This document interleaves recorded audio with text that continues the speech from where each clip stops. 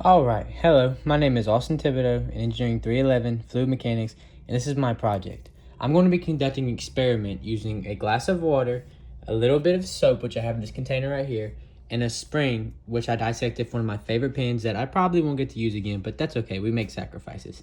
I'm going to be using this to prove the surface tension formula, and how the surface tension of the water will create this sort of barrier that this will float on until acted upon. So surface tension formula, let's start with that, is T is equal to F over L, where T is equal to the surface area, F is the force per unit of length, and L is the length in which the force acts. So what's going to happen is I'm going to take this spring and slowly set it on this top layer of water. Now these hydrogen bonds are going to create pressure that acts like a net to hold the spring.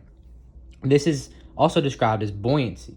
Now, once a spring sits on top of this, it's going to create a little dividend like this in which it will rest. It will rest this way, and because as long as the pressure exerted by the object is low enough, surface tension of the water will support it and it will float. Low pressure requires a large area in contact with the water relative to the weight in order for this to float. Now, we're going to take the spring right here, and we're going to slowly and very carefully set this on top of the water.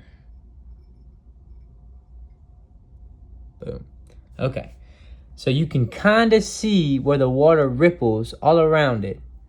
It's holding it up, and it's creating that small little dividend. It's sitting just on the surface of that water until it's going to be, now soap that I have on the end of my finger here, soap, once it's touched the surface of the water, it will break the hydrogen bond on the surface of the water, causing the spring to suddenly sink to the bottom.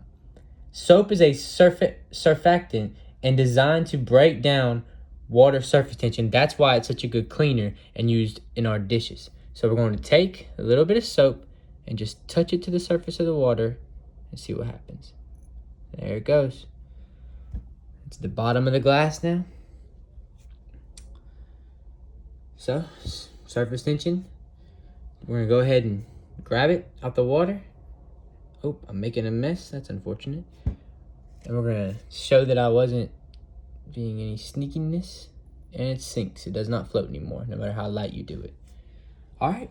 And that goes to show you the surface tension of the water. I hope you enjoyed my project.